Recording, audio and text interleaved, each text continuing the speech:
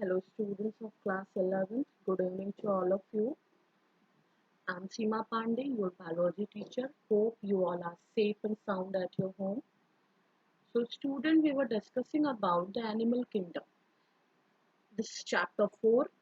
Animal kingdom divides into phylum Porifera, Coelenterata, that is also called Cnidaria, Ctenophora, Platyhelminthes, Aschelminthes, Annelida, Arthropoda, Mollusca, Echinodermata, Hemichordata, and Chordata. Okay, so we have already discussed about Porifera, Coelenterata, Ctenophora in our last classes. Today we will start from Platyhelminthes to hemichordate. I will cover it. I will cover in this class from platyhelminthes to hemichordata.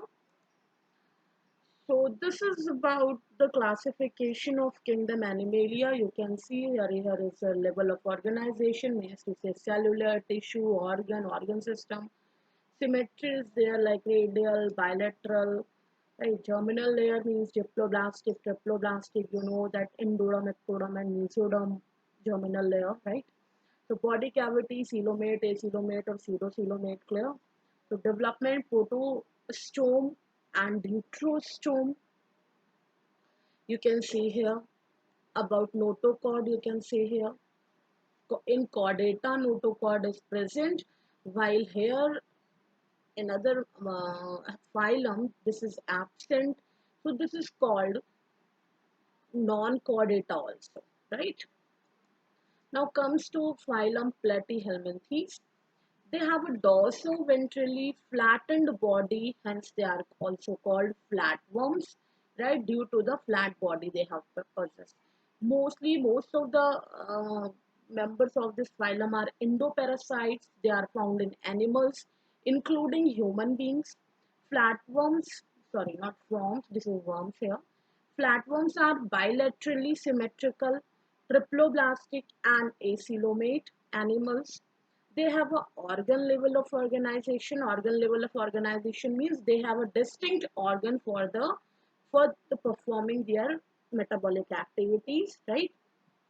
And they have a hooks and suckers. Hooks and suckers are present in parasitic forms. They absorb nutrients from the host directly through their body surface. Some specialized cells are present in the phylum student. So here in platyhelminthes, the specialized cells is called flame cells, which help in osmoregulation and excretion. Clear? Osmoregulation means you can say like equilibrium process, right? Osmoregulation means they just maintain the temperature and or equilibrium of the body, right? So sexes are not separate here. Fertilization is internal and development is through many larval stage.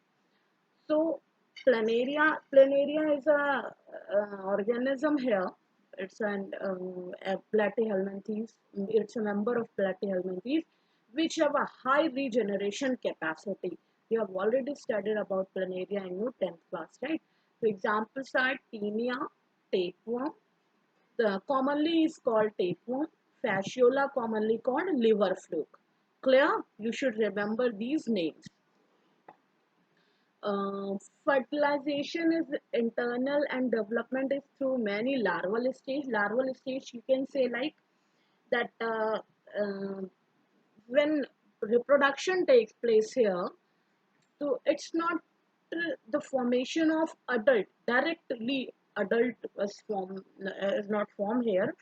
Firstly, one larva is formed here. Then after that, larva will develop into a or will convert into a adult form, right? So these are some example of pictures of platyhelminthes or flatworms like Turbellaria. These are given the class. Phylum is also divided into a different class: Turbellaria, Cystoda, Trematoda, right? So you can see here. This is the particular. This is a typical structure of tapeworm is present here. Scolex. These are called hooks by which they just hold the host body, right? This is parasitic form. Planarian anatomy, this is the planarian anatomy here. This is the liver fluke, right? So now comes to the phylum Aschelminthes. This is commonly called roundworms. Aschelminthes are commonly called as roundworms, while platies helminthes were called as flatworms. So they may be free living, aquatic. Aquatic means water loving, and terrestrial also. Terrestrial, they can live on land also. For parasitic in plants and animals, right? So the organ system level of body organization present here, they are bilaterally symmetrical, triploblastic and pseudocoelomate animals. Student, I have already discussed about bilateral, symmetrical, triploblastic, pseudocoelomate. These are not a new word for you now, right? So alimentary canal is complete with a developed muscular pharynx, right? An excretory tube removes body waste from the body cavity through the excretory pore. Sexes are separate. Dioecious means male and females are distinct, right? Dioecious and monoecious. There are two words regarding these phenomena, that sexes are separate or sexes are present, that male and female both are present in a single organism, or male and female reproductive system present in a distinct organism or different organism, right? So this is called dioecious, that here sexes are separate, male and female are separate. Females are longer than males. Fertilization is internal. Development may be direct or indirect. What is the meaning of this word that development is direct or indirect? Development is direct means that there is not an intermediate form is formed, like larval stage is not here. Uh, it means that from the reproductive structure to the direct form of adult takes place here, while in case of indirect development, it means that there is an intermediate structure form, that is larval stage is formed here, right? So these examples are Ascaris or roundworm, Wuchereria, Filaria worm, yes, this is the misprint. So Ankylostoma, hookworm, right? This is the common name, and these are the scientific name or zoological name. That's where they are written in italic, and student.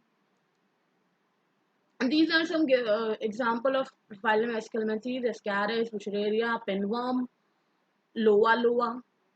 Right? These are they all are disease causing. They all are parasite, right? Now comes to phylum Annelida. They may be aquatic, marine, and freshwater or terrestrial, free living, and sometimes parasitic.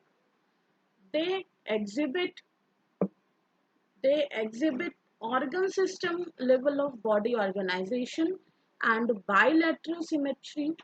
They are triploblastic, metamerically segmented, and coelomate animals. Their body surface is distinctly marked out into segments or metameres. Right? You have seen the body of earthworm or Annelida group of member, that is Pheretima posthuma is the scientific, so posthuma is the scientific name of the earthworm. So these segments are called as metameres. So this is also called metamerically segmented. Metameric segmentation is there, right? Anything, whatever you can say. They possess longitudinal and circular muscles which help in locomotion. Locomotion means movement. Clear? I hope student these all these words are clear to all of you. If you have any problem, please ask me or message me. Aquatic annelids like nereis. Nereis are the aquatic annelids. Possess lateral appendages, parapodia, which help in swimming, right? So for the swimming, they have a parapodia. A closed circulatory system is present. What is the meaning of closed circulatory? It means that they have a proper circulatory system, proper blood vessels are present there, right? So this is called closed circulatory system. There is not a you can say like blood is not flowing from the body cavity, even they are flowing in a closed vessel or closed tube like